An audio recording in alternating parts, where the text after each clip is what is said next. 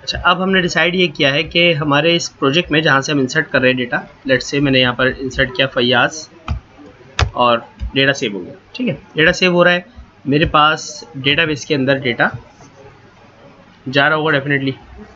PHP पे आ गया मैं।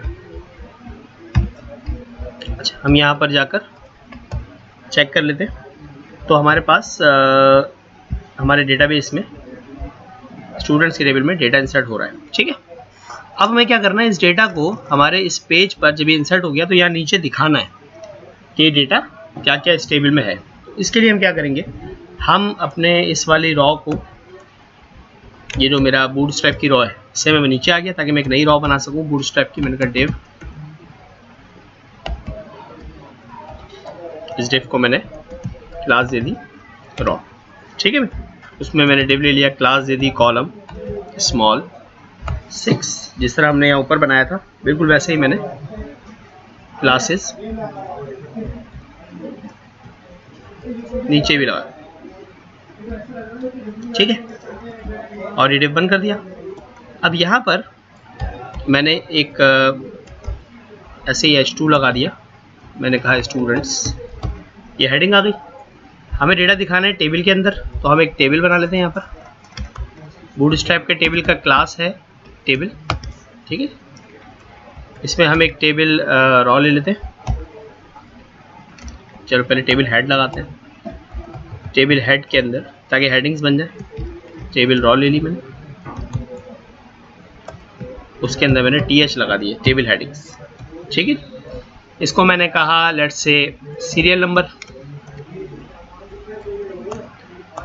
फिर एक और कॉलम है हमारा नेम का, और तीसरा कॉलम है एज का। तो मैंने तीनों हेडर लगा दिया। आउटपुट देखें, ये मेरा आउटपुट आ रहा है। ठीक है, अब मुझे इसके अंदर डेटा लाना है डेटाबेस से। तो टी हेड के बाद टी बॉडी, यहाँ पर मुझे डेटाबेस का काम करना है।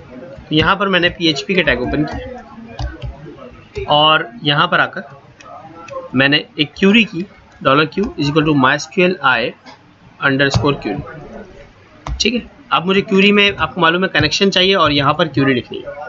अब ये जो कनेक्शन का वेरिएबल है एक्चुअली ये इस सेट के अंदर पड़ा हुआ है, देखा आपने, तो इसकी वजह से ये बाहर एक्सेस नहीं होगा। तो मैंने क्या किया, इसको यहाँ से हटाया और इस सेट से पहले ही लिख दिया, समझ आई, ताकि ये अगर बटन प्रेस हो या ना हो फिर भी कनेक्शन ज़रूर हो जाए।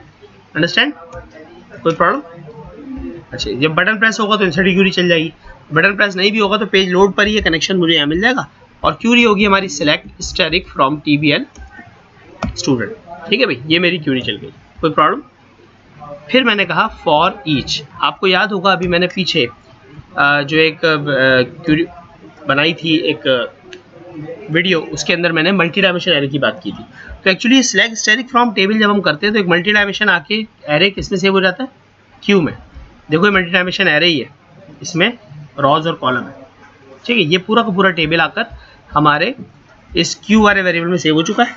मैंने उसको यहाँ पर रीड कर लिया एज रॉ कर दिया, आर, कोई भी वेरिएबल ले सकते हैं। ठीक है, और मैंने इस फॉर ईच के अंदर कहा कि एको करना जब भी तुम्हें डेटा मिले एक TR बनाना। ठीक है भाई, और मैंने उस TR को बंद भी कर दिया जैसे हमने मल्टी डायमेंशन एरे में किया था। फिर मैंने कहा उस TR के अंदर आप बनाना एक अदद TD, सही है, और TD को भी बंद कर दिया। और उस TD के अंदर मैंने कॉन्केटिनेट कर दिया $R में से कौन सा कॉलम, हमारा अपना कॉलम। मैंने कह दिया भाई SID। ठीक है, तो अभी देखें रॉ बनेंगी और एक TD प्रिंट होगा SID का। देखो 1 2 3 आ गया क्योंकि 3 रिकॉर्ड है। फिर मैंने एक और टेबल डेटा लिया और एक और ले लिया, इसको मैंने कह दिया एस नेम और एक और मैंने दे दिया एस एज। ठीक है जी, ये तीनों कॉलम थे, बिल्कुल एग्जैक्ट कॉलम के नाम रखेंगे तो डेटा आपको मिल जाएगा। ये कॉलम के नाम है एस नेम एस एज जो मैंने दिए। अंडरस्टैंड, तो this is how easy to select data from our database to your page. आप टेबल के अंदर प्रिंट करना चाहें टेबल में प्रिंट करें, आप किसी भी तरह प्रिंट करना चाहें आप कर सकते हैं। ये इसका एक आसान सा मैंने सोल्यूशन दिया। ठीक है, अब नेक्स्ट वीडियो में हम इसको अपडेट करना भी सीखेंगे, किस तरह से हम इसको अपडेट करते हैं।